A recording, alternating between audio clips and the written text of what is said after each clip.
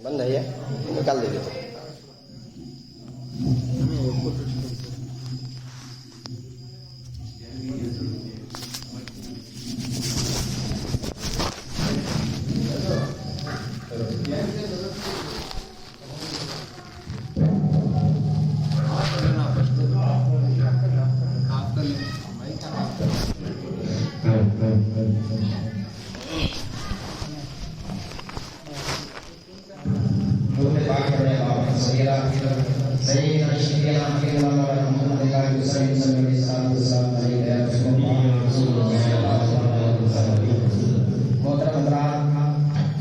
अब तक जो प्रोग्राम हुआ हमारे इस फंक्शन की कामयाबी के लिए अब तक जितना हुआ बहुत हुआ।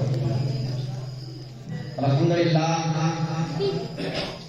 दुआ करेंगे कि अल्लाह तबारक व तआला हमारे इस महफिल को अपनी बारगाह में कबूल फरमाए। इमाम हुसैन की ज़ात ज़ात बाबरकत ऐसी ज़ात है जिनके बारे में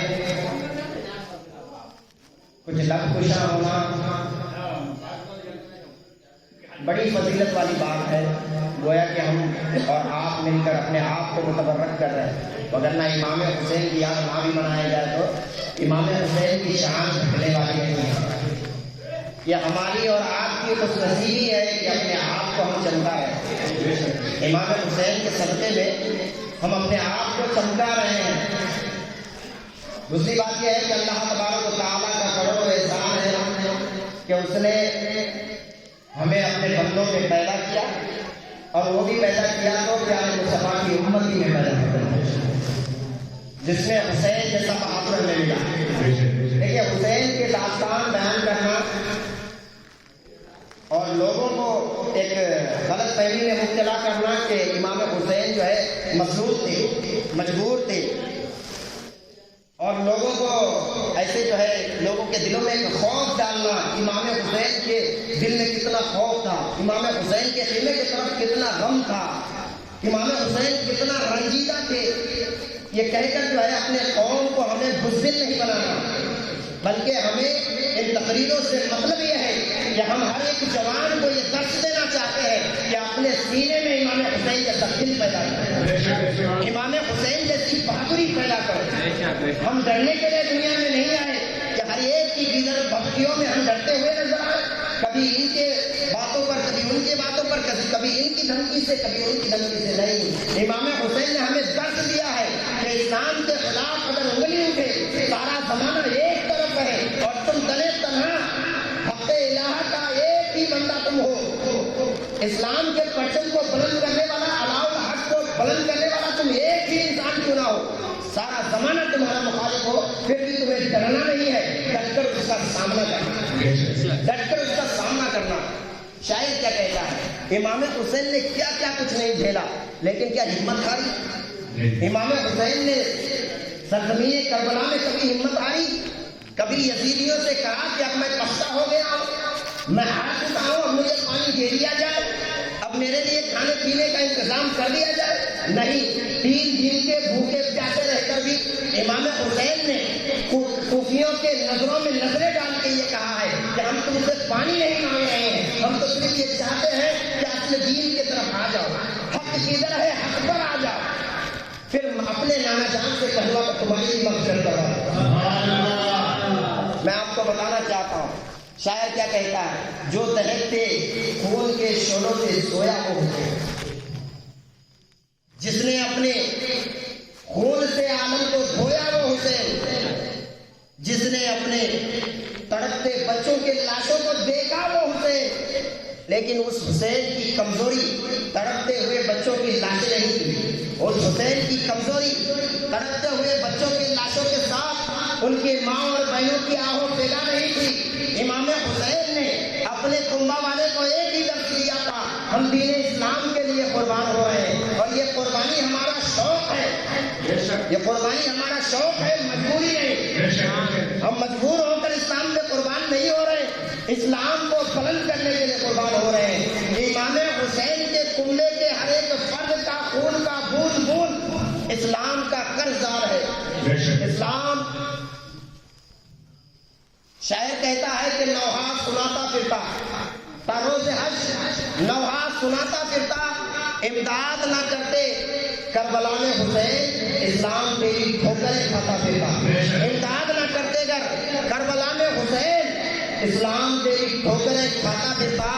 اور دوسرا شاعر یہ کہتا ہے کہ کبھی جو دل نے یہ کہا بتا کہ کیا حسین ہے، کبھی جو دل نے یہ کہا بتا کہ کیا حسین ہے، صدا یہ آئی جان لے، صدا یہ آئی جان لے، صدا صدا حسین ہے، صدا یہ آئی جان لے، صدا صدا حسین ہے۔ عمر سے چل امید تک، بشر سے چل بشیر تک، عمر سے چل امید تک، بشر سے چل بشیر تک، بڑے بڑے یہ کہہ گئے بہت بڑا حسین ہے، بڑے بڑے یہ کہہ گئے بہت بڑا حسین ہے۔ یہ حضرت امام حسین کی ذات ہے۔ امام حسین کی ذات ایک ایسی ذات ہے، لوگ کہتے ہیں کہ یہ ایک برادری کی جنگ تھی، ایک شخصیت کی جنگ تھی۔ میں کہتا ہوں یہ ایک شخصیت کی جنگ نہیں تھی بلکہ حق اور باطل کا معرکہ تھا، حق اور باطل کا معرکہ تھا۔ حق کیا ہے اور باطل کیا ہے، اس چیز کا امتیاز اگر کسی نے کیا تو امام حسین نے کیا۔ امام حسین نے ہمیں بتا دیا اندھیرے سے نکلو، حق کے طرف آ جاؤ۔ وگرنہ لوگ کہتے ہیں نماز تو یزید بھی پڑھتا تھا، نماز یزید پڑھتا تھا، قرآن بھی یزید کی طرف تلاوت ہوتی تھی، یزید کے جو فوج تھے ان میں نمازیں بھی ہو رہی تھی، جماعتیں بھی ہو رہی تھی، جماعت کے ساتھ نماز پڑھی جا رہی تھی۔ ایک طرف امام حسین کا جو ہے خیمہ تھا، ادھر بھی نماز ہو رہی تھی، قرآن ادھر بھی ہے، قرآن ادھر بھی ہے، نماز ادھر بھی ہے، نماز ادھر بھی ہے، زکات ادھر بھی ہے، زکات ادھر بھی ہے، حج ادھر بھی ہے، حج ادھر بھی ہے۔ تو کیسے معلوم کرے کہ حق کدھر ہے، کیسے معلوم کرے کہ حق کدھر ہے؟ اب تو لوگ یہ کہیں گے مسلمان آپس میں لڑ رہے ہیں، اب تو لوگ یہ سمجھیں گے کہ دین کے ماننے والے آپس میں لڑ رہے ہیں، لیکن اس سے بہت بڑا خط امتیاز بھی ہے۔ خط امتیاز کیا ہے؟ قرآن پاک سے پوچھتے ہیں، سب سے اچھا جواب قرآن پاک ہی دے گا۔ کسی لوگوں سے پوچھنے کی ضرورت نہیں، کسی مفتی سے پوچھنے کی ضرورت نہیں، کسی مولانا سے پوچھنے کی ضرورت نہیں ہے۔ قرآن تو جو ہے حق کتاب ہے، تو رب کی کتاب ہے، تو رب کا کلام ہے، جو تو کہتا ہے سچ ہوتا ہے، جو تو کہتا ہے سچ کی لکیر ہے، تو تو ہی بتا دے حق ادھر ہے۔ قرآن ادھر بھی، قرآن ادھر بھی، نماز ادھر بھی، نماز ادھر بھی، حج ادھر بھی، حج ادھر بھی، زکات ادھر، زکات ادھر بھی، تسبیح ادھر، تسبیح ادھر بھی، تو پھر حق کدھر ہے؟ حق کدھر ہے؟ کس کی طرف جایا جائے، کس کو صحیح مانا جائے؟ تو قرآن کہتا ہے استعینوا بالصبر والصلاۃ ان اللہ مع الصابرین۔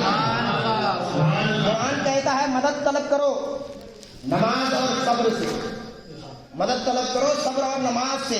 اچھا امام حسین کی زندگی دیکھ لو، امام حسین کی زندگی دیکھ لو، امام حسین کی زندگی دیکھنے کے بعد آپ کو پتہ چل جائے گا کہ صبر کدھر ہے، صبر کدھر ہے۔ نماز تو دونوں طرف ہے، لیکن ہمیں دیکھنا ہے صبر کدھر ہے۔ ایک طرف 22,000 کی لشکر جراح اور ایک طرف 72 جانصار، ایک طرف 22,000 کی لشکر جراح، وہ بھی تیز و تلوار کے ساتھ، بھالے اور نیزے کے ساتھ، اور ایک طرف امام حسین۔ لوگ کہتے ہیں امام حسین جنگ کے غرض سے گئے تھے، میں کہتا ہوں جنگ کے غرض سے نہیں۔ جب حضرت مسلم بن عقیل کا خط آ گیا اور کہا یہاں کا ماحول بڑا شاندار ہے، امام حسین اپنے کنبہ والوں کو لے کے نکل رہے ہیں، اس میں حضرت بیمار زین العابدین بھی ہیں، اس میں ننھے علی اصغر بھی ہیں، اس میں بچے بھی ہیں، عورتیں بھی ہیں۔ امام حسین کے اوپر جو ہے کیچڑ ڈالنے والے، تم کہتے ہو امام حسین نے بغاوت کی تھی، جنگ کرنے کے لیے گئے تھے۔ میں کہتا ہوں اگر امام جاتے جنگ کے غرض سے تو ساتھ میں تلواریں لیتے، ساتھ میں بھالے لیتے، ساتھ میں نیزے لیتے، اور مدینے میں جتنے صحابی رسول تھے سب کو اپنے ساتھ لشکر بنا کر لے کر چلتے، لیکن نہیں، امام حسین جا رہے ہیں تو ننھے علی اصغر کو ساتھ میں لے رہے ہیں، امام اصغر جا رہے ہیں تو اول محمد کو ساتھ میں لے رہے ہیں، امام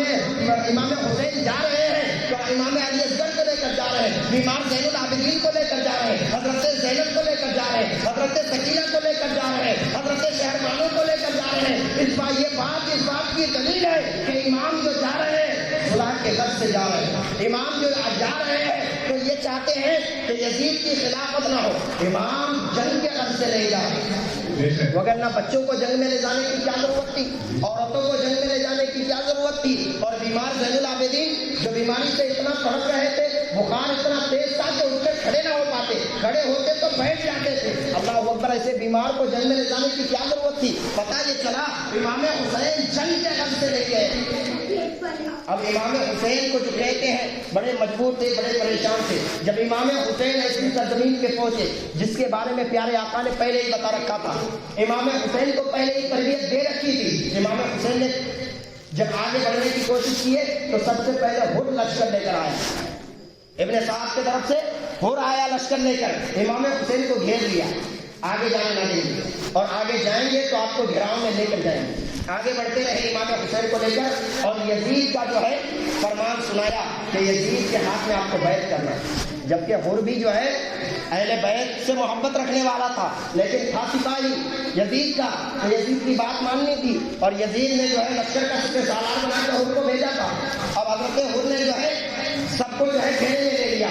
जब आगे बढ़ते गए एक मकाम आया, वो काबदार की जमीन आई जिसे कर्बला के नाम से जाना और पहचाना जाता है। इमाम हुसैन को हुर ने कहा अब इससे आगे आपको बढ़ने नहीं दिया जाएगा, इससे आगे बढ़ने नहीं दिया जाएगा। इमाम हुसैन ने पूछा हुर ये तो बताइए कौन सी जमीन है। तो इमाम हुर ने या किसी और ने बताया कि ये मकाम कर्बला है।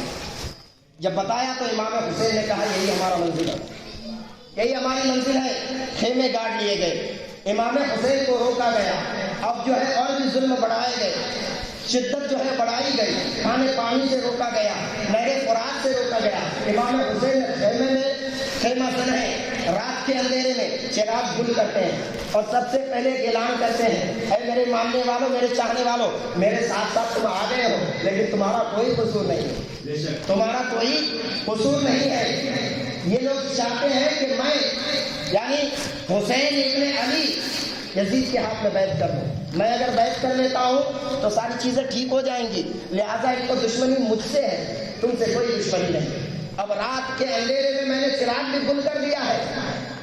आप अपने औरतों को बेवा ना करो, अपने बच्चों को जो है यतीम ना करो, जिन्हें जिन्हें जाना है चले जाएं। अल्लाह अकबर। इमाम हुसैन ने जब ये ऐलान किया, कुछ देर के बाद चिराग सुलगाने वाले जो एक सबसे पहले सहाबी थे वो खड़े हुए और कहा ऐ इमाम हुसैन, हम सिर्फ आपके लिए नहीं आए हैं, दीन रसूल के लिए भी तो आए हैं, दीन रसूल के लिए भी आए हैं। अगर आप अपनी जान को दीन रसूल के लिए कुर्बान कर सकते हैं तो हमें भी मौका दीजिए कि हम भी दीन रसूल के लिए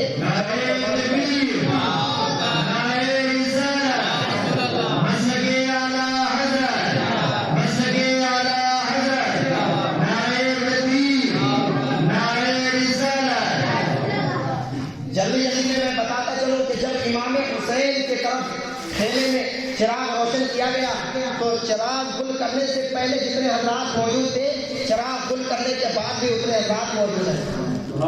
किसी ने बेवफाई नहीं की, इमाम हुसैन के साथ देने के लिए हर एक तरफ गए। ऐ इमाम हुसैन, हम आपके कदमों पे कुर्बान, हमें भी जो है आप कुर्बानी का मौका दें। अल्लाह अकबर। इमाम हुसैन के पीछे हुर ने कई नमाजें पढ़ी। जब अजान हुई, हज़रत अली अकबर ने अजान पुकारी। अजान पुकारने के बाद जब जमात के लिए जमात खड़ी हुई, इमाम हुसैन इमामत पर गए, शर्फ इमामत पे, तो हुर ने कहा हुजूर अगर इजाज़त हो तो हम भी आपके पीछे पढ़ लें, अगर इजाज़त हो तो हम भी आपके पीछे पढ़ लें। यहाँ पर एक बात मैं कहना चाहूँगा, ये इमामत जो आज हम कर रहे हैं ये इमामत सुगरा है। वो इमामत जो हज़रत इमाम हुसैन कर गए वो इमामत कुबरा है। अच्छा, इमामत सुगरा के लिए क्या क्या मसाइल आते हैं आपको बहुत अच्छी तरीके से मालूम है। एक हजरत आते हैं आपके में और फिर आप देखते हैं तकलीफ अच्छी है कि नहीं, आवाज़ अच्छी है कि नहीं, नमाज में खड़े सही हो रही है कि नहीं, पाँव जमीन पे सही से लग रहा है कि नहीं, रुकू में हजरत सही से झुक रहे हैं कि नहीं, ये सब कुछ देखने परखने के बाद आप कहते हैं अगर ठीक नहीं तो हजरत आप जाएं, हम किसी और को देख लेंगे, हम किसी और को देख लेंगे, और नहीं ठीक है तो ठीक है। कहने का मतलब और मुकाम यह है कि एक इमाम जो इमामत सुगरा कर रहा है उसके लिए अगर इतना ध्यान से पड़ताल किया जाता है तो इमामत कुबरा के लिए क्यों नहीं देखा जाएगा कि आदमी शराबी है कि जुआरी है, आदमी जो है दीन का मजाक उड़ाता है कि क्या करता है, ये सारी चीजें देखी जाएंगी। लिहाजा वो इमामत कुबरा है। इसीलिए इमाम हुसैन ने कहा नहीं, امامت صغرا میں اگر اتنی ساری باتوں کا خیال رکھا جاتا ہے تو امامت کبریٰ تو بڑی امامت ہے، اس لیے تو ساری چیزوں کا جو ہے اچھی طریقے سے جو ہے خیال رکھنا چاہیے۔ لہٰذا یزید جیسا قریب انسان، یزید جیسا ناپاک انسان، جو جواڑی ہو، جو وقت کا شرابی ہو، جو عورتوں کو ننگا نچائے، جو محرمات سے نکاح کرنا جائز قرار دے، جو یہ کہے کہ اگر مجھے موقع ملے تو معاذ اللہ میں جو ہے حضرت عائشہ سے نکاح کر لوں۔ اللہ اکبر۔ پیارے مصطفیٰ کے جتنے بھی ازواج محترم ہیں، ازواج مطہرات ہیں، وہ سب کے سب ہم تمام مومنوں کے لیے ماں ہیں۔ اور یہ کہتا ہے اگر مجھے موقع مل جائے تو میں عائشہ سے نکاح کر لوں۔ اللہ اکبر، ذرا ان کی جرت تو دیکھیں۔ محترم حضرات، جب اتنا پلید انسان ہے تو اس کے ہاتھ میں ہاتھ دے کر بیعت کیوں کرتے؟ لوگ کہتے ہیں اگر بیعت کر لیتے تو ساری جانیں بچ جاتی تھی، اتنا خون ریزی نہیں ہوتا تھا۔ میں کہتا ہوں وہ تم جیسا انسان ہوگا جسے فرق نہیں پڑتا کہ ہم کہاں نماز پڑھ رہے ہیں، کس کے پیچھے پڑھ رہے ہیں، لیکن جو حق پہ ہے وہ تو حق امام کو ہی چنے گا۔ لہٰذا ایسے لوگ جو ہے ایسے پلید انسان کے ہاتھ میں بیعت تو نہیں کرے گا، بیعت تو نہیں کرے گا۔ امام حسین نے اس لیے بیعت یزید سے انکار کیا۔ اچھا، جب حر نے نمازیں پڑھی، کئی نمازیں پڑھی، اور جب ظلم زیادہ بڑھائے گئے، پانی روکا گیا، بھوکے پیاسے رکھے گئے، تو حر نے سوچا یہ تو آل رسول ہیں، آل رسول، اور ان کے اوپر پانی بند، جن کا کلمہ ہم پڑھ رہے ہیں یہ ان کے نانا کا صدقہ ہے، ان کے نانا کا صدقہ ہے، اور ہم جو ہے انہیں پانی بھی نہ پینے دیں، یہ مجھ سے نہیں ہو سکتا، یہ مجھ سے نہیں ہو سکتا۔ اے ابن سعد، تیرے مال اور دولت تیرے قدموں پہ قربان، مجھے نہیں چاہیے ایسی مال، میں تو اپنا ایمان بچانا چاہتا ہوں، اپنا ایمان بچانا چاہتا ہوں۔ پھر حر نے اپنے گھوڑے کو ایڑ لگائی، سب سے پہلے تو ایک تقریر کی کہ اے کوفیوں سمجھ جاؤ کس کے ساتھ تمہارا پالا پڑا ہے۔ بات بیعت تک کی تو ٹھیک تھی، لیکن امام حسین کو تم قیدی بنا رہے ہو، امام حسین کو اس کے خیمے میں ہی جو ہے قیدی بنایا جا رہا ہے، ان پر پانی بھی روکا جا رہا ہے اور بھوک و پیاس سے انہیں نجات دیا جا رہا ہے، انہیں زبردستی ظلم کے ساتھ بیعت دیا جائے، یہ مناسب نہیں ہے۔ تم آل رسول پہ ظلم کرو۔ وہ حسین جن کے گردن کو پیارے مصطفیٰ چومے، وہ حسین جن کو پیارے مصطفیٰ چومے اور کہے کہ میں حسین کو اس لیے چومتا ہوں کہ ان سے مجھے جنت کی خوشبو آتی ہے۔ حسنین کریمین کو پیارے مصطفیٰ کہتے ہیں یہ جنت کے دو پھول ہیں جنہیں میں سونگا بھی کرتا ہوں اور چوما بھی کرتا ہوں۔ اللہ، جس امام حسین کی خاطر پیارے مصطفیٰ اپنی نماز میں سجدہ طویل کرے، آپ کو تو معلوم نہیں ہوگا، بچپنا کا عالم ہے امام حسین کا۔ پیارے مصطفیٰ نماز پڑھا رہے مسجد نبی میں، اور مسئلہ یہ ہوا کہ امام حسین نے دیکھا کہ نانا جان اچھا گھوڑے کے شکل میں بنے ہوئے ہیں، اور یہ پوزیشن جو ہے بچے کو بہت پسند آتا ہے بیٹھنے کے لیے، بچے چاہتے ہیں کہ میں ان کے اوپر سواری کروں۔ امام حسین نے بھی وہی کیا، آگے بڑھے اور اپنے نانا جان کے پیٹھ پر سوار ہوئے۔ نانا جان کے پیٹھ پہ جیسے ہی سوار ہوئے، پیارے مصطفیٰ کو احساس ہوا کہ امام حسین میری پیٹھ پہ ہے، سجدہ طویل کر دیا۔ آپ سجدہ کریں گے تو آپ 3 بار پڑھیں گے سبحان ربی الاعلیٰ، کوئی مفتی صاحب پڑھیں گے تو 3 بار نہیں، 5 بار نہیں، 7 بار نہیں، 9 بار پڑھیں گے، جہاں تک گنتی ہو سکے وہاں تک پڑھیں گے۔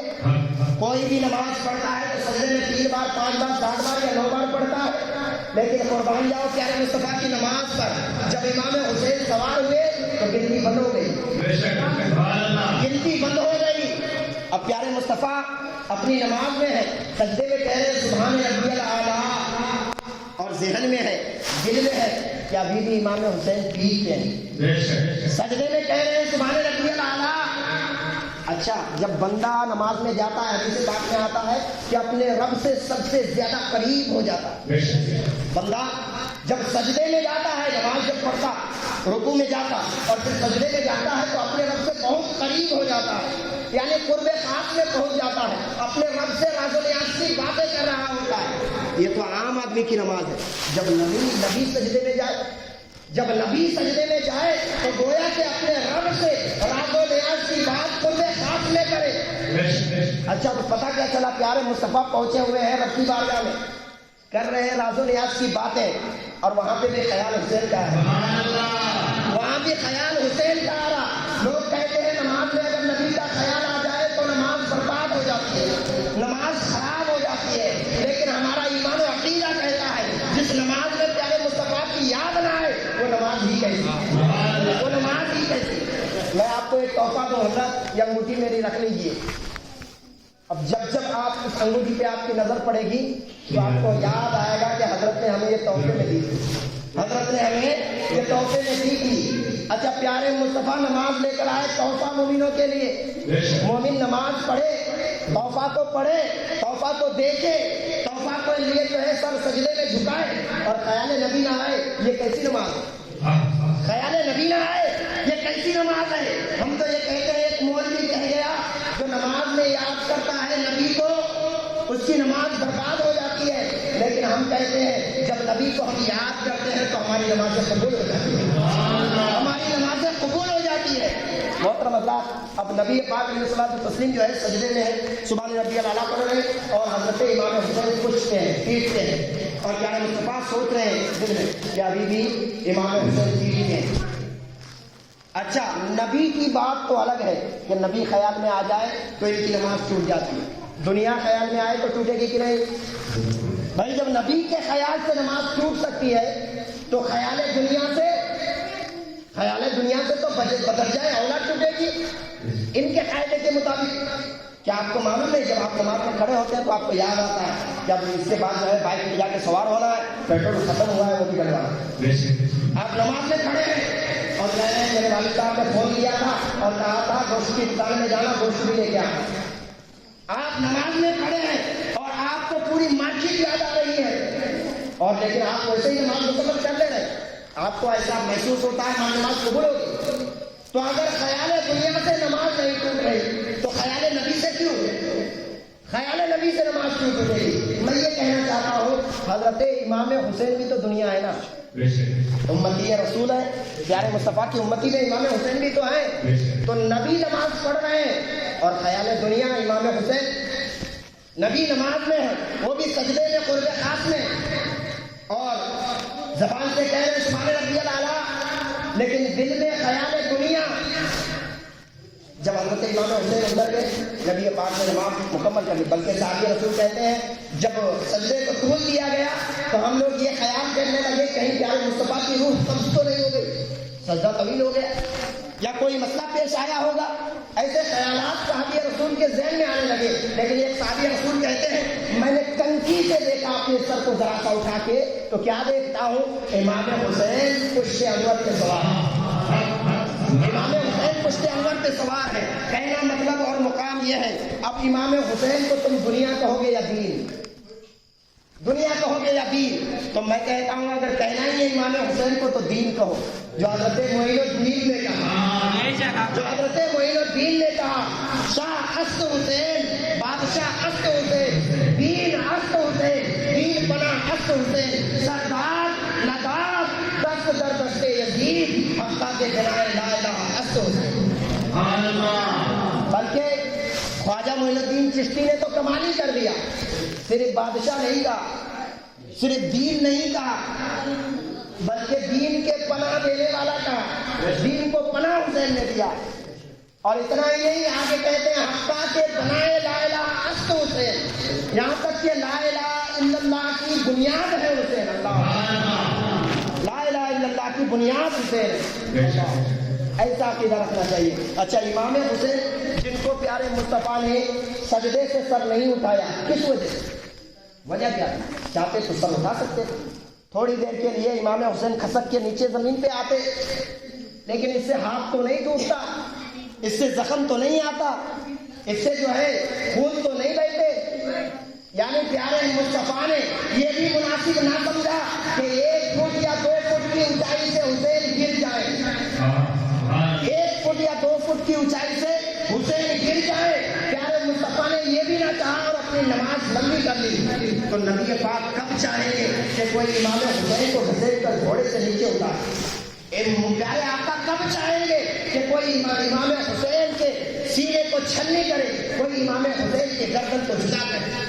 ذرا سوچئے پیارے مصطفیٰ کے اوپر کیا گزرا ہوگا جب نواسۂ رسول کرب و بلا کی دھرتی پر بے آب و گیا، بے آب و دانا کے جو ہے تمام کوفیوں اور تمام یزیدیوں کا سامنا کرتے ہوئے نظر آتے، بلکہ پیارے مصطفیٰ تو جامع کوثر لے کر انتظار کر رہے تھے کہ میرا نواسا آئے اور میں انہیں جامع شہادت کے ساتھ ساتھ جامع کوثر نوش کراؤں۔ वगरना प्यारे मुस्तफ़ा ने बचपना से ही तरबियत दी थी। प्यारे मुस्तफ़ा ने बारहा जो है ज़बान अक़दस इमाम हुसैन को चुसवाया था ताकि कल मकाम करबला में जब हुसैन प्यास महसूस करे तो इसकी वजह से उनको जो है लज्जत मिलती रहे, सुकून मिलता रहे, ठंडक मिलती रहे। प्यारे हुसैन जब आगे बढ़े करबला की सरजमीन पर जब क़याम किए तो हुर ने जो है अपनी पार्टी बदल दी। हुर ने अपनी पार्टी बदल दी, कहा तुम्हें तुम्हारी दौलत मुबारक, मुझे अपना ईमान सबसे बड़ी दौलत है, मेरा ईमान बचा लेना सबसे बड़ी दौलत है। अच्छा मैं जल्दी में बताऊं कि जब इमाम हुर आए प्यारे हुसैन के कदमों में और कहने लगे हुसैन ऐ इमाम आली मकाम, ऐ मेरे आका, मैं आपके कदमों पे आया हूँ, आप मुझे कबूल कर लें, आप मुझे कबूल कर लें। प्यारे आका ने हजरत हुर को कबूल किया है। अब मसला ये हुआ कि जब जालिमों की तरफ से ये ऐलान हो गया कि अगर हुसैन तुम यजीद की बैत नहीं करते तो जंग के लिए तैयार हो जाओ, जंग के लिए तैयार हो जाओ। इमाम हुसैन ने बारहा अपने घोड़े को रेड़ लगाकर कूफियों तक पहुंचकर एक लंबा खिताब किया। खिताब की क्या जरूरत थी, सभी जानते थे हुसैन कौन है, सभी जानते थे हुसैन कौन है, लेकिन फिर भी इमाम हुसैन ने कोई भी खता उनकी बाकी नहीं रखी कि कल क़यामत के दिन कहीं कूफी ये ना कहे कि मैं इमाम हुसैन को पहचान नहीं रहा था इसीलिए जंग की। किसी के पास कोई भी जो है हुज्जत ना रह जाए, किसी के पास कोई उज़्र बाकी ना रह जाए कि मैं तो इमाम हुसैन को पहचाना ही नहीं, मैं तो जानता ही नहीं था कि ये अली के बेटे हैं, मैं तो जानता ही नहीं था कि ये नवासा रसूल है। इसीलिए इमाम हुसैन ने बारहा कूफियों में जाकर अपना खिताब पेश किया कि क्या तुम मुझे नहीं पहचानते, मैं हुसैन इब्न अली हूँ, मैं हुसैन इब्न अली हूँ, जिसका कलमा तुम पढ़ते हो मेरे नाना जान है, जिनका कलमा तुम पढ़ते हो मेरे नाना जान है। फिर तुम्हें क्या हो गया है कि तुम मुझसे लड़ने पर तुल गए हो, फिर तुम्हें क्या हो गया है कि तुम शरीयत के बैदा की जो है बेहुरमती करते हुए नजर आ रहे, फिर तुम्हें क्या हो गया है कि शरीयत में काट छाट करने वाले के हाथ में बैठ करते हुए नजर आ रहे। अल्लाह अकबर। जब हुज्जत पूरी हुई तो अब जंग का ऐलान हुआ। इमाम हुसैन ने कहा अपनी बहन ज़ैनब से मेरे नाना जान का जो है अमामा लाया जाए। इतने में जो है हुर जाकर कदमों में गिरे, पाँव को पकड़ लिए और कहा इमाम हुसैन सबसे पहले घेरा में आपको मैंने लिया था, खैर मैंने सबसे पहले आपको किया था, लिहाजा मैं चाहता हूँ कि इस गुलाम को सबसे पहले जंग करने की मोहलत भी दी जाए। सबसे पहला तीर अगर यजीदियों की तरफ चले तो वो हुर का चले। अल्लाह अकबर। प्यारे हुसैन ने कहा हुर जो भी दुश्मनी इनकी है मुझसे है, तुम अपनी औरत को जोड़ा ना करो, तुम अपने बच्चों को यकीन ना करो, मैं तुम्हें अपने नाना जान से कहलवा कर तुम्हारी मग़फ़िरत करवा दूंगा, लिहाजा तुम चाहो तो मैदान छोड़कर जा सकते हो, तुम चाहो तो मैदान छोड़कर जा सकते हो। लेकिन अल्लाह अकबर। हज़रत हुर ने कहा ऐ आली इमाम आली मकाम, हम आपके तरफ इसलिए नहीं आए कि मेरी जान बख्श दी जाए, मैं तो इसलिए आया हूँ कि अपनी जान का नजराना आपकी बारगाह में पेश करूं। अल्लाह अकबर। फिर सबसे पहला तीर जो चला है वो इमाम हुर का चला। इमाम हुर ने जो है आगे बढ़कर तमाम कूफियों को दावत दी है कि सुन ले कूफियों, तू समझता है कि मैं हुर हूँ, तब तक मैं हुर था, लेकिन दर हकीकत अब जाके हुर हुआ हूँ, क्योंकि इमाम हुसैन ने कहा था हुर तुम्हारा नाम हुर है, जिसका मतलब होता है आज़ादी। आज तुम मेरे पास आकर, यानी आज तुमने अपनी जमात तब्दील करके अपने आप को जहन्नम से भी आज़ादी दिला दिया, अपने आप को जहन्नम से भी आज़ाद करा लिया। अल्लाह अकबर। हज़रत इमाम हुर ने कहा सुनो, जब तक मैं यजीदियों के लश्कर में था तो होता, लेकिन अब गुलाम हुसैन हो गया, अब गुलाम हुसैन हो गया हूँ, अगर नहीं मानते हो तो भेजो किसी पहलवान को मेरे मुकाबले में, क्योंकि अब मैं भी अली के मानने वाला हो गया हूँ, अब मैं भी अली के कछाड़ के शेरों से मुलाकात करके आया हूँ, लिहाजा मेरी ताकत पहले देख लो, पहले तुम जो है अपना पंजा मुझसे कमर आजमा कर लो, फिर इमाम हुसैन के पास आना। पहले गुलाम अपनी जान कुर्बान करना चाहता है। इमाम हुर के सामने जो है सालिम एक पहलवान कूदता हुआ भपड़ता हुआ आया, और जैसे ही आया इमाम हुर पर जो है एक वार किया।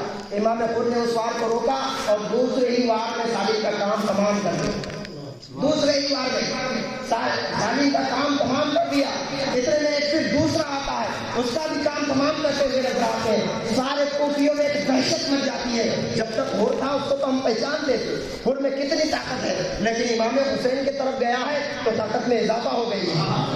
अब जरा ये बताओ, जो इमाम हुसैन के पीछे صرف ایک وقت 2 وقت یا 3 وقت کی نماز پڑھ کے اتنا باکمال ہو گیا، اتنی طاقتور ہو گیا، اتنا بہادر ہو گیا کہ جو کوفی ہمیشہ ان کے ساتھ اٹھتے بیٹھتے تھے اب وہ بھی ان کے سامنے آنے میں تھرا رہے ہیں، اب وہ بھی ان کے سامنے آنے میں کانپ رہے ہیں۔ اللہ اکبر۔ اچھا، امام حسین کے قدموں پہ اس طرح سے امام حور نے جو ہے پھر دیکھا کہ کوئی کوفی آگے نہیں بڑھ رہا تو خود ہی آگے بڑھے، خود ہی آگے بڑھے، کوفیوں میں جا کر جا گھسے اور اپنے تلواروں سے اپنے تیروں سے لوگوں کو چھلنی کرتے ہوئے نظر آئے، تمام کوفیوں کو جو ہے مولی گاجروں کی طرح کاٹتے ہوئے نظر آئے۔ پھر جو ہے ابن زیاد نے آواز لگائی، تمہیں کیا ہو گیا ہے؟ تمہاری ماں تم پر روئے، اس طرح سے حور کو نہیں تم روک سک رہے ہو تو سارے کے سارے ایک بار ہی حملہ کیا۔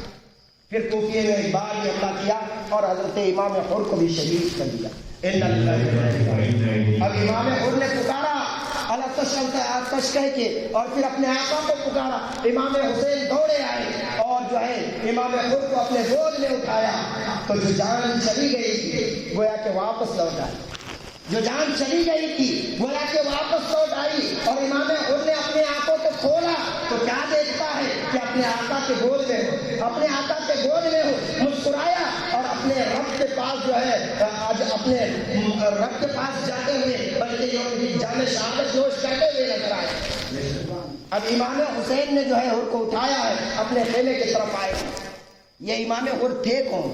اب تک تو ابن زیاد اور ابن سعد کے فیصلوں پر ناچتے تھے، اب تک تو ابن زیاد، ابن سعد اور یزید کے حکم کو مانتے ہوئے نظر آتے تھے، لیکن 2 وقت یا 3 وقت کی نماز نے یہ کمال کر دیا کہ اپنے آپ کو امام کے قدموں پہ قربان کر دیا۔ اب ذرا ہم اپنے آپ کو دیکھیں، آج ہم اپنے اماموں کی کتنی عزت کریں، وہ بھی ایک امام جن کے پیچھے صرف 3 نمازیں ہوئی اور اپنی جان کو امام کے قدموں پہ قربان کیا، لیکن آج ہم اماموں کو قدموں پہ اڑاتے ہوئے نظر آتے ہیں۔ آج ہمارا یہ ماحول ہے، صرف ایک جگہ کی نہیں، آپ ہر جگہ پہ دیکھ لیں تو یہی ماحول ہے، اماموں کو پریشان کرنا، کچھ نہ کچھ جو ہے نسخہ نکالنا اور باہر نکالنا۔ یہ کب تک کرو گے میرے یار؟ ذرا سوچو تو صحیح، وہ امام حور 3 وقت کی نماز پڑھ کے اپنے نماز کی قربانی اپنے جان سے دے کر پیارے حسین کے قدموں پہ قربان کیا، اس طرح سے ایک امام کا حق ادا کیا۔ اب مسئلہ یہ ہوا کہ امام حسین کے بارگاہ میں ایک بوڑھی آئی، ایک ضعیفہ آئی۔ وہ کون ضعیفہ تھی؟ اپنے لاڈلے کو جس نے اپنے پورے زندگی کی محنت کو جس نے بڑی اچھے سے سینچا تھا، بڑے اچھے سے تیار کیا تھا، جوانی کی دہلیز پہ جب اس کا بیٹا آیا تو اس نے اپنے بیٹے کا نکاح کرا دیا۔ شب زفاف کی رات ہے یا چند دن گزرے ہیں شادی کے، ماں بڑی پریشان حال ہے جب سے سنا ہے کہ امام حسین اور ان کے کنبے والے کو یزیدیوں نے روک رکھا ہے، بندی بنا رکھا ہے، ان پر پانی اور دانے سب کچھ حرام کر رکھا ہے۔ جب ماں نے سنا تو کلیجہ دہل گیا، بڑی پریشان رہنے لگی۔ بیٹا جب آیا اپنے ماں کی بارگاہ میں تو دیکھا ماں بڑی پریشان ہے، کہا امی جان کیا ہو گیا؟ اس خوشی کے ماحول میں جس بیٹے کو تم نے جمع کیا ہے اس بیٹے کا نکاح ہو گیا، یہ تو خوشی کی بات ہے، اب ایسے مرجھائے کیوں بیٹھے ہو؟ اس طرح سے دل غمزدہ کر کے کیوں بیٹھے ہو؟ تو ماں نے کہا اے میرے لال، ایک بات میں تم سے کہنا چاہتی ہوں۔ بات یہ ہے کہ آل رسول کو یزیدیوں نے جو ہے کربلا کی سرزمین پہ گھیرے رکھا ہے، ان پر پانی بند رکھا ہے۔ بیٹا یہ تو میں جانتی ہوں کہ میرے بڑھاپے کا سہارا تم ہی ہو، میری بیوی کا سہارا تم ہی ہو، لیکن وہ سہارا بھی کیا سہارا جو آل رسول کا کام نہ آ سکے۔ اسی لیے میں یہ چاہتی ہوں اگر تم اپنے دل سے راضی ہو تو میں چاہتی ہوں کہ تمہیں لے جا کر امام حسین کے قدموں پہ قربان کرو، تمہیں لے جا کر امام حسین کے قدموں پہ قربان کرو۔ اللہ اکبر۔ بیٹا بھی تھا سعادت مند، کہا امی جان اگر ایسی بات ہے تو آپ مجھے اجازت دیں، میں اپنی بیوی سے اجازت لے لوں، اپنی بیوی سے اجازت لے لو۔ وہ بیٹا گیا ہے اپنی بیوی کے پاس اور کہا اے میری زندگی، اے میرے نامۂ حیات، میں تم سے ایک اجازت لینے کے لیے آیا ہوں۔ کہا اجازت کیا؟ کہا اجازت یہ کہ ماں نے مجھ سے کچھ سوال کیا ہے، اس سوال کو میں پورا کرنا چاہتا ہوں۔ کہا کھل کے بتاؤ مسئلہ کیا ہے؟ کہا امام حسین کے ساتھ لوگ ظلم و جبر کرتے ہوئے نظر آ رہے ہیں، میری ماں چاہتی ہے کہ میں اپنی جان امام حسین کی بارگاہ میں قربان کروں، اگر تم اجازت دو تو میں اپنی جان قربان کرنے کے لیے کربلا پہنچوں۔ اللہ اکبر۔ وہ بیوی کوئی بڑا نیک اور سعادت مند بیوی تھی۔ بیوی نے کہا اے میرے شوہر نامدار، اے میرے تاجدار، سنو سنو، تم کربلا تو جا رہے ہو، اگر شہادت کی نوش تم نے پیا، اگر شہادت کا جام تم نے پیا تو صرف اپنے آپ ہی جو ہے تم جنت کی طرف رواں دوا نہ ہو جانا، بلکہ اس غریب کو بھی یاد رکھنا، غریب کو بھی یاد رکھنا، اور پیارے حسین کے نانا جان سے کہلوا کر میری بھی مغفرت کرا لینا، میری بھی مغفرت کرا لینا۔ اللہ اکبر۔ شوہر نے وعدہ کر لیا، اب امام حسین کی بارگاہ میں وہ بوڑھی جو ہے اپنے بیٹے کو لے کر آئی ہے، اور آتے ہی امام حسین سے کہا، اے امام عالی مقام، میرے پاس دینے کے لیے آپ کو دولت نہیں ہے، میرے پاس دینے کے لیے آپ کو مال نہیں ہے، میرے پاس دینے کے لیے آپ کو پانی بھی نہیں ہے، میں نے جو اپنی پوری زندگی کی پونجی رکھی ہے وہ پونجی آپ کی بارگاہ میں قربان کرنے کے لیے لایا ہوں، اور وہ میرے بیٹے کی شکل میں ہے۔ اللہ، وہ کون ہے؟ وہ نوجوان حضرت وہاب کلبی ہے۔ حضرت وہاب کلبی کو امام حسین نے قبول فرمایا۔ پہلے تو انکار کیا کہ مسئلہ یہ ہے کہ یہ میرے جان کے پیاسے ہیں، آپ کیوں آ رہے ہیں؟ لیکن نہیں، جب اس بوڑھی نے یہ کہا کہ جب کل قیامت کے دن آپ کے نانا جان اگر مجھ سے سوال کر لیں کہ اے بوڑھی، تیرا بھی تو ایک نوجوان بیٹا تھا، جب میرے لال پر اتنی پریشانیاں آ رہی تھی، جب میرے لالوں کو پریشان کیا جا رہا تھا، ایسے وقت میں تم نے اپنے نوجوان بیٹے کو سنبھالے رکھا۔ اللہ اکبر۔ ایسے وقت میں پیارے مصطفیٰ کو کیا منہ دکھاتی ہوئی نظر آؤں گی؟ لہٰذا آپ میری اس قربانی کو قبول فرمائیں۔ اللہ اکبر۔ امام حسین نے اس قربانی کو قبول فرمایا، اور پھر حضرت وہاب کلبی نے کہا، یا رسول اللہ، اب تو آپ کا یا اے امام عالی مقام، اب تو آپ کا غلام ہو چکا ہوں، آپ اجازت دیں تاکہ ان کوفیوں کو اپنے غلامی کا ثبوت دے سکوں، ان کوفیوں کو اپنی غلامی کا ثبوت دے سکوں۔ پھر حضرت وہاب کلبی نکلتے ہیں، اور پھر جو ہے کوفیوں میں جا کر اس طرح سے جو ہے برتن مچاتے ہوئے نظر آتے ہیں کہ جدھر نکلتے ہیں بس ادھر کوفیوں کو کاٹتے ہوئے چلے جاتے ہیں۔ وہ ایک وقت آتا ہے کہ سارے کوفی مل کر پھر حضرت وہاب کلبی کو بھی شہادت کا جام دلاتے ہوئے نظر آتے ہیں۔ حضرت وہاب کلبی حضرت امام حسین کو بلاتے ہیں، اور مسئلہ یہ ہوتا ہے کہ جب حضرت امام حسین اپنے گود میں اٹھا کر وہاب کلبی کو لے کر آتے ہیں تو جو خیمے میں اس کی ماں اور اس کی بیوی موجود تھی، مسئلہ یہ ہوتا ہے کہ امام حسین کے چہرے کو دیکھ کر وہاب کلبی اپنی آنکھیں بند کر لیتے ہیں۔ اتنے میں خیمے میں جب آواز پہنچتی ہے کہ وہاب کلبی کی بھی شہادت قبول ہو گئی، اتنے میں وہ دلہن نبی نویلی جو دلہن ہے وہ بھی ایک چیخ مارتی ہوئی نظر آتی ہے، اور اپنی جان سے رب کے بارگاہ میں قربان کرتی ہوئی نظر آتی ہے۔ وہ آتے جو وعدہ حضرت وہاب کلبی نے اپنے دلہن نبی نویلی دلہن سے کیا تھا، اپنے شریک حیات سے کیا تھا کہ میں اگر جاؤں گا تو تنے تنہا نہ جاؤں گا، میں جاؤں گا تو تنے تنہا نہ جاؤں گا، تجھے بھی لے کر جاؤں گا۔ اللہ تبارک و تعالیٰ نے اس دعا کو بھی قبول فرمایا، اور دونوں جو ہے شہادت کے جام پیتے ہوئے نظر آئے۔ محترم حضرات، اس طرح سے امام حسین کی طرف ان کے کنبہ میں آنے والے غلام جانثاری کر رہے ہیں، آنے والے غلام جانثاری کر رہے ہیں۔ پھر مسئلہ یہ آیا کہ حضرت زینب نے امام حسین نے کہا کہ زینب، اب لگتا ہے کہ مجھے جانا پڑے گا، اب میدان کارزار میں مجھے جانا چاہیے۔ اتنے میں حضرت زینب کہتی ہیں، اے میرے بھائی، اے میرے بھائی، ہم نے اپنے نانا جان کی حدیث پڑھی ہے، ہم نے اپنے نانا جان کی حدیث پڑھی ہے، جب تم پر مصیبت آئے تو صدقہ دیا کرو، جب تم پر مصیبت آئے تو صدقہ دیا کرو۔ لہٰذا ہم بھی کچھ صدقہ کریں گے تاکہ ہم سے مصیبتیں کم ہو جائیں، تاکہ ہم سے پریشانی کم ہو جائے۔ اللہ اکبر۔ حضرت امام حسین کہتے ہیں، اے میری بہن زینب، آج میرے پاس کچھ بھی نہیں، میرے پاس تو پانی تک نہیں ہے کہ میں صدقہ کر سکوں، کوئی چیز نہیں، تمہارے بھائی کے پاس صرف تمہارے بھائی کی جان ہے، اس کے علاوہ کچھ نہیں ہے کہ رب کی بارگاہ میں صدقہ کیا جائے۔ حضرت زینب کہتی ہے، اے میرے بھائی جان، صدقے کا مطلب یہ نہیں کہ صرف مال و دولت خرچ کیا جائے، صدقے کا مطلب یہ ہے کہ میرے جو ننھے پیارے بیٹے ہیں، میرے جو ننھے بیٹے ہیں اور محمد، میں چاہتی ہوں کہ یہ صدقہ پیش کیا جائے، صدقے کے طور پہ انہیں پیش کیا جائے۔ اللہ اکبر۔ حضرت امام حسین کی آنکھوں میں آنسو آ گئے، اور کہا، میری بہن، میں اس لیے یہاں پہ نہیں آیا ہوں کہ تمہارے جو ہے خاندان کو اجاڑا جائے، تمہارے خاندان کو تباہ کیا جائے، نہیں، میں اس بات کی اجازت نہیں دے سکتا، میں اپنے بھائیوں کو اپنے نظروں کے سامنے شہید نہیں کر سکتا۔ اللہ اکبر۔ حضرت زینب نے پاؤں پکڑ لیا حضرت امام حسین کے، اور کہا، اے میرے بھائی، ذرا سن تو صحیح، میری اس عرضی کو قبول کر لے، میری اس عرضی کو قبول کر لے، لہٰذا میرے بچوں کو بھی تم جو ہے نانا جان کی دین پر قربان ہونے کے لیے اجازت دے دو۔ اللہ اکبر۔ امام حسین نے بارہا منع کیا، نہیں ایسا نہیں ہو سکتا، میں اپنے جو ہے اپنے بھانجوں کو کس طرح سے اپنے آنکھوں کے سامنے تڑپتا ہوا دیکھ سکتا ہوں۔ اللہ اکبر۔ لیکن جب زینب نے بہت زیادہ اصرار کیا تو امام حسین نے اجازت دی۔ وقت نہیں ہے کہ میں پورا کھول کے بتا سکوں۔ امام حسین نے اجازت دی، ان کی والدہ نے اپنے دونوں ننھے مجاہد کو تیار کیا، آنکھوں میں سرما لگائے اور سر پہ عمامہ دیا، چھوٹے چھوٹے ننھے تلواریں دی اور جو ہے پھر گھوڑوں پہ سوار کر کے وہ مارچ سب کر رہی۔ ذرا سوچیے، امام حسین یعنی کربلا کی دھرتی پر اگر سب سے زیادہ ظلم و ستم یا سب سے زیادہ غم اور سب سے زیادہ پریشانیاں کسی نے جھیلی ہیں تو امام حسین کے بعد حضرت زینب نے جھیلی۔ کیا کوئی ماں ایسی ہے دنیا میں جو اپنے بچوں کو تیار کر کے اس غرض سے بھیجے کہ بیٹا اس لیے نہیں بھیج رہا ہوں کہ تم جا کر واپس آنا؟ نہیں۔ آج ہمارے بچے چند لمحوں کے لیے اگر ہم سے ہماری نظروں سے اوجھل ہو جائے تو ہم جو ہے پورے گاؤں میں ڈھونڈنے لگتے ہیں کہ ہمارے بچے کو کہیں دیکھا ہے، ہمارا بچہ کہیں نظر آیا ہے۔ لیکن ذرا قربان جاؤ حضرت زینب کی ہمت پر اور بہادری پر۔ امام حضرت زینب جو ہے اپنے بچوں کو خود ہی تیار کر رہی ہیں اور ساتھ ہی ساتھ یہ درس دے رہی ہیں، اے میرے بچوں جاؤ تو اپنی جان قربان کر کے ہی آنا، اپنی جان نانا جان کے اسلام پر قربان کر کے ہی آنا۔ اللہ اکبر۔ اور سنو، جب تمہیں یزید پوچھے کہ تم کون ہو، جب یزیدی تمہیں پوچھے کہ تم کون ہو تو یہ نہیں کہنا کہ ہم زینب کے بچے ہیں، یہ نہیں کہنا کہ ہم زینب کے بچے ہیں، بلکہ یہ کہنا ہم غلام حسین ہیں، ہم امام حسین کے غلام ہیں۔ اللہ اکبر۔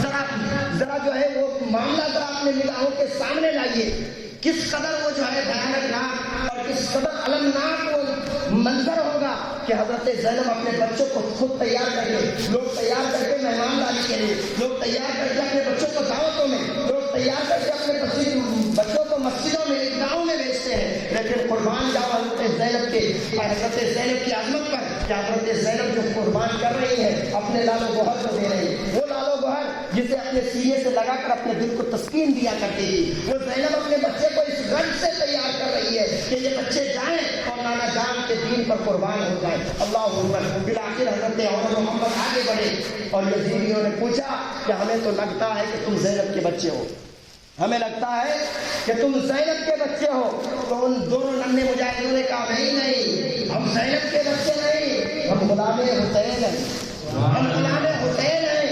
اور یہ سن لو یزیدیوں، تم یہ نہ سمجھو کہ ہم نے صرف تمہیں جو ہے تھوڑی دیر تک اپنے کارنامے دکھانے کے لیے آئے، نہیں، ہم تو اپنی جان اپنے نانا جان کے دین پر قربان کرنے کے لیے آئے۔ اگر تم میں ہمت ہے تو آؤ مجھ سے مقابلہ کرو، ہمیں بچہ نہ سمجھو، ہمیں بچہ نہ سمجھو، ہم میں بھی علی کا خون دوڑ رہا ہے، ہم میں بھی علی کا خون دوڑ رہا ہے، ہم میں بھی حضرت حسین کی شجاعت دوڑ رہی ہے۔ یہ 8-9 سال کے بچے ہیں، کتنے؟ تاریخ بتاتی ہے 8-9 سال کے بچے۔ اللہ اکبر۔ ذرا بتاؤ تو صحیح، ایسے بچوں کو ایسا درس کس نے دیا ہوگا؟ یہ پیارے مصطفیٰ کے درس گاہ کے تلامید ہیں، یہ پیارے مصطفیٰ کے درس گاہ کے طالب علم ہیں کہ جنہیں پہلے سے ہی ان کے خون میں، ان کے رس میں بسایا گیا ہے کہ دین کے خاطر اگر جان قربان کرنی پڑے تو ایک آن کے لیے نہ سمجھنا بلکہ اپنی جان پہلے قربان کرنا۔ اور پھر اور محمد نے اپنی تلواریں چلائی اور جہاں تک ہو سکا کوفیوں کا مقابلہ کیا، اور پھر یہ وقت آیا کہ کوفیوں نے ان بچوں پر بھی رحم کیا، ان بچوں پر بھی رحم نہ کھایا اور ان بچوں کو بھی شہادت کا جام نوش ہوا۔ انا للہ و انا الیہ راجعون۔ پھر مسئلہ یہ ہوا کہ اپنے مامو جان کو پکارتے ہوئے جب سے نظر آئے حضرت امام حسین ہیں، دونوں ننھے مجاہد کو اپنے گود میں اٹھائے ہوئے۔ یہ کون ہے؟ امام حسین کے اپنے بھانجے آئیں گے جن کے لاشوں کو اپنے دونوں گریبان میں پکڑ کے اٹھا لائے ہیں اور حضرت زینب کی بارگاہ میں پہنچ کے کہتے ہیں لو بانی یہ تمہاری قربانی ہے، لو بانی یہ تمہاری قربانی ہے جو تم نے نانا جان کے دین پر پیش کیا تھا۔ اللہ اکبر۔ کس طرح سے پتھر رکھے ہوں گے حضرت زینب نے اس وقت جب ان کے دونوں بچوں کی لاشیں ان کے گود میں دیا گیا ہوگا اور ان کے خون سے ان کی پوری گود جو ہے لہولہان ہو گئی ہوگی۔ اللہ اکبر۔ ایسے وقت میں بھی صبر اور عظمت کی، صبر اور استقامت کی جو ہے دامن حضرت زینب نے نہ چھوڑی اور کہا ہے مولا یہ جو ننھے مجاہد جو ہم نے تیرے بارگاہ میں قربان کیے، تیرے دین کے لیے جو ان ننھے مجاہدوں کو میں نے قربان کیا ہے، مولا اس کا اجر میں میں چاہوں گا کل قیامت کے دن کہ اس کے بدلے میں تم نانا جان کے گنہگار کو بخش دینا، تم نانا جان کے گنہگار کو بخش دینا۔ مولا ذرا سوچو تو صحیح، جب حضرت اون و محمد نکلے ہیں میدان کارزار میں تو فرشتے لرزہ برپا ہو گئے کہ مولا یہ کیا دیکھ رہا ہوں، یہ کیا دیکھ رہا ہوں، یہ ننھے مجاہد کو پیش کر رہے ہیں حضرت زینب۔ تو اللہ تبارک و تعالیٰ کی بارگاہ سے آواز آتی ہے کہ اگر یہ امتحان کی گھڑی نہ ہوتی تو میں حضرت زینب کو جو ہے ان کی قلادہ بھی کھلنے نہ دیتا، ان کی قلادہ بھی کھلنے نہ دیتا، لیکن یہ صبر و استقامت کا امتحان ہے، اس وجہ سے جو ہے ان بچوں کو بھی میں اپنے بارگاہ میں قربان کرا رہا ہوں۔ اللہ اکبر۔ امام حسین کے بارگاہ میں ننھے مجاہد اپنی جان قربان کر رہے ہیں۔ لوگ کہتے ہیں کہ حضرت یوسف پہ تمام عورتوں کی جو ہے انگلیاں کٹی ہوئی نظر آئی، تمہیں انگلیاں نظر آ رہی ہیں؟ حضرت یوسف کے حسن کو دیکھ کر ذرا حضرت امام حسین کا حسن تو دیکھو، ذرا حضرت امام حسین کا حسن دیکھو۔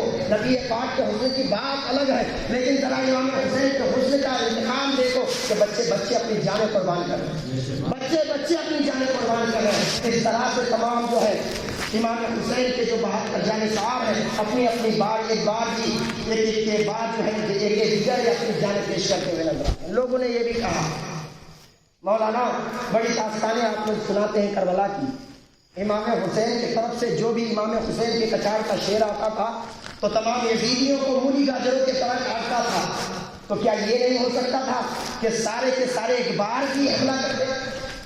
سوال بنتا ہے، سارے کے سارے ایک بار کی حملہ کرتے؟ ہو سکتا تھا کہ ساری یزیدیت مٹ جاتی، ہو سکتا تھا کہ سارے کوفیوں کی عورتیں بیوہ ہو جاتی، ہو سکتا ہے کہ تمام کوفیوں کے بچے یتیم ہو جاتے ہیں اگر سب کے سب ایک بار بھی نکل جاتے، تو سب نے ایک ایک بار دیگر اپنی جان کی قربانی کیوں پیش؟ مثال کے طور پر میں آپ کو سمجھاتا ہوں۔ ایک انسان بڑا بیمار ایمرجنسی لگ گئی، اس کو ہاسپٹل لے جایا گیا اور پھر ڈاکٹر جو ہے وہاں پر علاج ہونے لگا۔ جب آپ دیکھیں گے تو ان کے اوپر گلوکوز چڑھ رہے ہیں، ایک چڑھ رہا، جب وہ ختم ہو جاتا ہے تو دوسرا لگایا جاتا، جب وہ بھی ختم ہو جاتا تو تیسرا لگایا جاتا، وہ بھی ختم ہوا چوتھا لگایا جاتا۔ تو آپ ڈاکٹر سے کیوں نہیں سوال کرتے؟ ڈاکٹر صاحب بندہ بڑا پریشان ہے، مریض بڑی جو ہے مصیبت کے عالم میں ہے، تو ایک بار بھی یہ سارے کے سارے کیوں نہیں لگا دیتے؟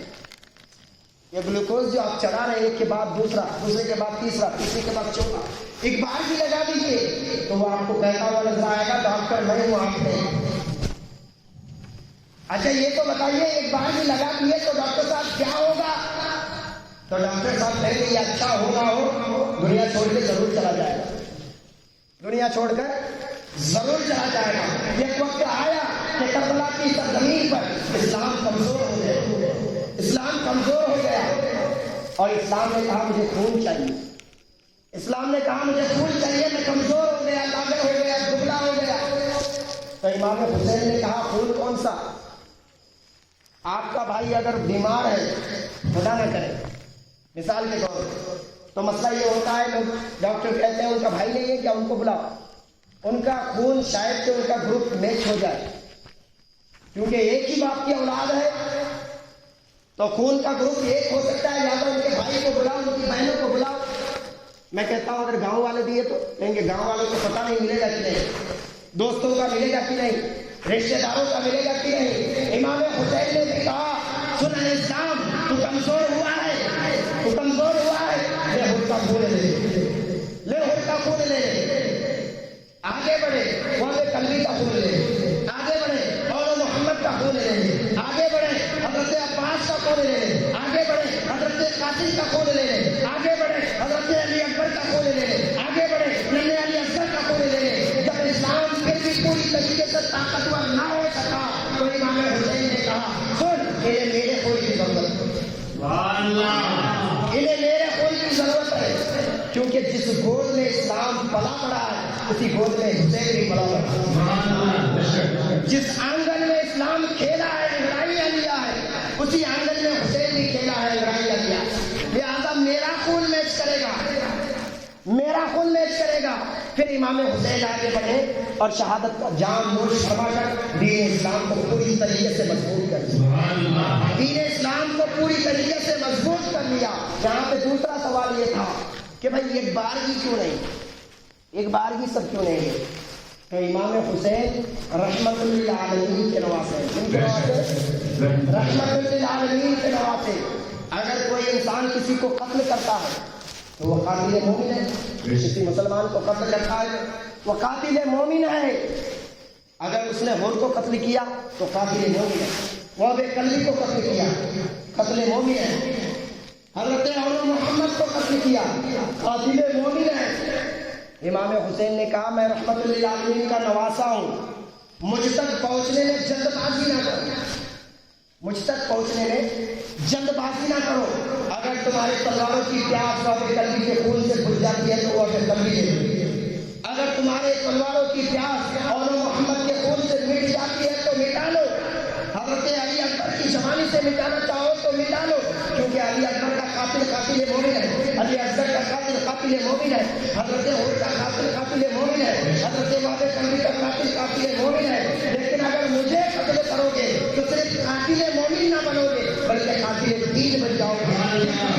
حضرت خواجہ معین الدین نے کہا ہے شاہ است حسین بادشاہ است حسین دین است حسین. میں دین ہوں, میں دین ہوں, اور دین کا قاتل معافی کے لائق نہیں. قاتل مومن کو اگر رب چاہے تو معاف کر سکتا ہے, قاتل مومن کو رب چاہے تو معاف کر سکتا ہے, لیکن قاتل دین کو رب تبارک و تعالیٰ معاف نہیں کرتا. اسی لیے مجھے قتل کرنے میں جلد بازی نہ کرو. اسی لیے امام حسین نے ایک بعد دیگر اپنے قربانیاں پیش کی. وقت زیادہ ہو چکا, میں سوچتا ہوں کہ اب ختم کر دینا چاہیے.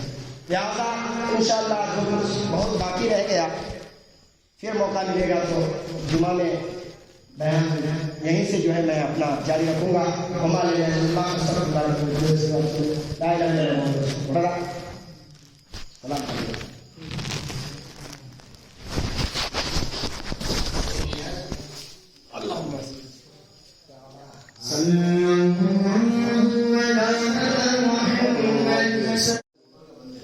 بند ہے یہ نکال دیں گے.